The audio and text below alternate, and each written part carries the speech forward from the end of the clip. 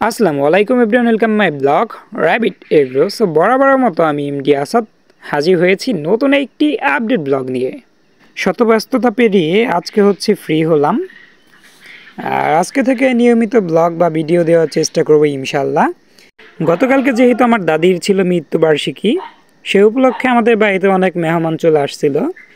সবাই চলে গেলেও অল্প কয়েকজন আছে, যেমন আমার নানা নানু এবং খালতো ভাই বোন। এ কারণে মূলত কাছের ছোট ভাই গ্রামের, ওকে দিয়ে আমরা সব ডাব পাড়াই, মানে আমাদের গাছে যে ওঠার কাজগুলো থাকে ওকে দিয়েই করানো হয়। যদিও ডাব গাছে উঠতে পারলেও নামতে পারি না, এটা অনেক ব্লগে আমি অলরেডি বলে ফেলছি। আর মূলত আমাদের বাসায় যত ডাব পাড়ার প্রয়োজন হয় সবই ও পেরে দেয়। ওকে কিছু টাকা দিলেও দেখা যায় পেরে দেয়। আর ডাব গাছ ব্যতীত অন্য অন্য গাছে ওঠার কাজ মূলত আমিই করে থাকি। এদিকে আমার খালতো ভাই ডাব কাটতেছিল, আর খালতো বোনের মেয়ে ডাবের পানি খাচ্ছিল। আমিও ডাবের পানি খাওয়া শেষ করে এখন একটু ভাগ্নির সঙ্গে একটু মজা করে দেন তারপরে চলে যাচ্ছি। এখন আমাদের যে র্যাবিট বা খরগোশের জন্য খাঁচা তৈরি করা হচ্ছে নতুন, ওই খাঁচার কিছু কাজ বাকি আছে যেগুলো করতে হবে, যেহেতু গতকালকে ব্যস্ততার কারণে করা হয়ে ওঠে নাই। আর সেই কাজগুলো মূলত এখন শেষ করে ফেলবো। আগামীকালকে আমরা এই খাঁচাতে র্যাবিট বা খরগোশ রেখে দেব। এবং নাফিস ভাই আরও 2-3টা খরগোশের জন্য আমাকে কল করতেছে, মানে সেগুলো উনি ব্যবস্থা করে রাখছে, মানে ওনার বাসায় রাখা হয়েছে। ওগুলো আমার কাজ কমপ্লিট হলে উনি এনে দিয়ে যাবে, যে কারণে মূলত তাড়াতাড়ি আজকে কাজগুলো কমপ্লিট করতে হবে। আর উপরে আমরা একটা রঙিন টিন লাগিয়ে দিছি। আমাদের এই খরগোশের খাঁচার পরিধি লম্বায় 6 ফুট এবং পাশে মানে চওড়ায়, যেটা বলি চওড়ায় 3 ফুটের মতো। এখন অনেকের মনে একটা প্রশ্ন জাগতে পারে, আমাদের এই খাঁচাটাতে কত টাকা খরচ পড়লো। টোটালি এই খাঁচাটাতে আমাদের 2000 টাকার মতো খরচ পড়ছে।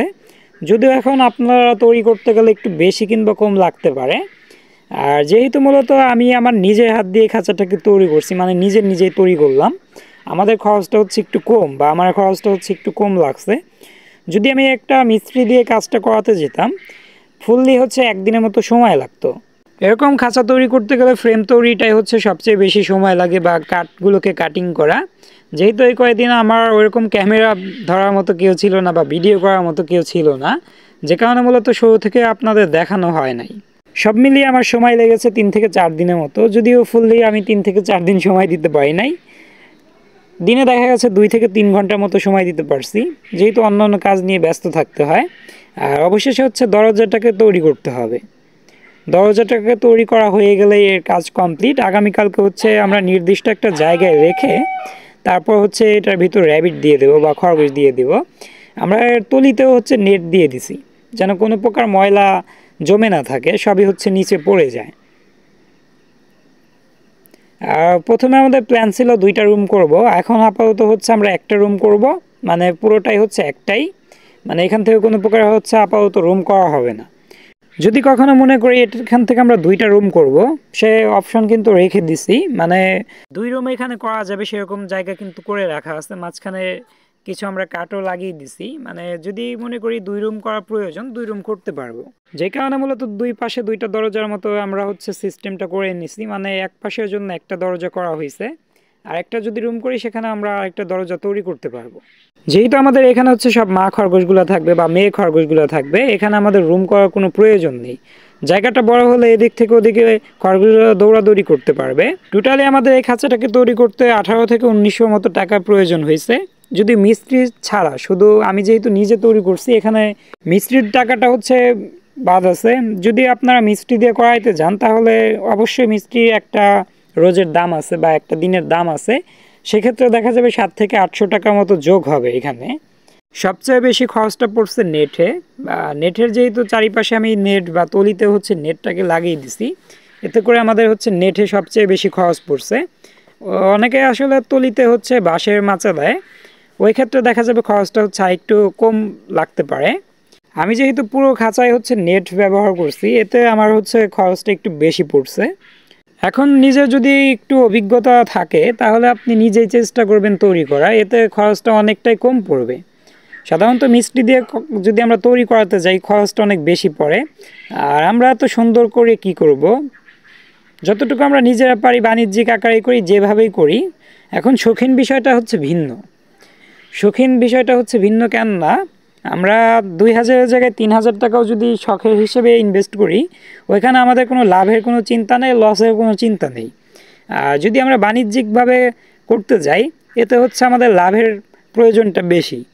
যেমন আমার এখানে হচ্ছে 2000 টাকায় আমি কভার করতে পারছি, 700 থেকে 800 টাকার মতো হচ্ছে একটা মিস্ত্রিকে দিতে হইতো, সে টাকা হচ্ছে আমরা খরগোশ কিনতে পারবো। 2টার মতো হচ্ছে সেই টাকা দিয়ে আমাদের খরগোশ হয়ে যাবে। এতে দেখা যাবে আমাদের লাভ বেশি হবে। ওইখানে যে টাকাটা হচ্ছে আমরা ইনভেস্ট করে রাখতাম, ওইখান থেকে কোনো লাভ আসতো না কিন্তু। আর যেহেতু আমি মিস্ত্রির টাকা দিয়ে খরগোশ কিনতে পারবো, ওইখান থেকে আমাদের খরগোশ থেকে পার মান্থ কিছু হলেও কিন্তু লাভ আসবে। আর পরবর্তীতে হচ্ছে আমার খালতো বোনের মেয়েকে দিয়ে কোয়েল পাখির ডিম তোলা হচ্ছে। মানে ও এখানে আসার পরে কিন্তু ডিম দেখে পাগল হয়ে যায়, যে ডিম তুলবো। ওকে দিয়ে পরবর্তীতে হচ্ছে ডিম তোলাচ্ছিলাম, মানে ওকে দিয়ে বের করে আমার হাতে আমি নিয়ে রেখে দিচ্ছি। ও হচ্ছে এখানে আসলে অনেক খুশি হয়ে যায়। আর ও না শুধু আমাদের বাসায় যে মেহমানগুলো আসে, মানে ছোট ছোট মেহমান, ওরা দেখা যায় আসার পরপরই হচ্ছে আমাদের র্যাবিট ঘরে চলে আসে এবং আমাদের খরগোশ নিয়ে বা কোয়েল পাখি নিয়ে কিন্তু খেলতে শুরু করে। যেখান থেকে যে কোনো মেহমান আমাদের বাসায় আসলে মানে হচ্ছে ছোটরা আমাদের র্যাবিট ঘরে চলে আসে। যেমন গতকালকে হচ্ছে আব্বুর ফুফাতো বোনের ছেলেরা আসছিল, ওরাও ছোট ছোট। ওরা এসে নাকি কান্নাকাটি শুরু করে দিছে, কোয়েল পাখি নিয়ে যাবে। পরবর্তীতে আম্মু বলল যে ওরা কোয়েল পাখি নিতে চাইতেছে, কি করা যায়। পরে আমি বললাম ওরা যে কয়টা চায় ওদের দিয়ে দাও। পরবর্তীতে 2টা 4টা কোয়েল পাখি ওদের দিয়ে দেওয়া হয়েছে। টাকাটা আসলে ভাই বড় কথা না, বড় কথা হচ্ছে ওদের 2টা করে কোয়েল পাখি দিয়ে কিন্তু আমরা হাসাতে পারছি বা খুশি করতে পারছি। আমাদের খরগোশের বাচ্চাগুলোও দেখতে দেখতে অনেকটাই বড় হয়ে গেল এবং অনেক কিউট হয়ে গেছে। আর এদিকে হচ্ছে আমার খালতো বোনের মেয়েও কিন্তু খরগোশের বাচ্চাগুলো দেখে দেখে মজা করতেছিল, মানে ধরতেও ভয় পায়, যেহেতু ও ছোট, বাচ্চাগুলো হইতেছে ছোট। আর বাচ্চাগুলো মূলত টাচ করলে লাফিয়ে ওঠে। আজ এ পর্যন্ত, দেখা হবে পরবর্তী আপডেট কোনো ব্লগে। আসসালামু আলাইকুম।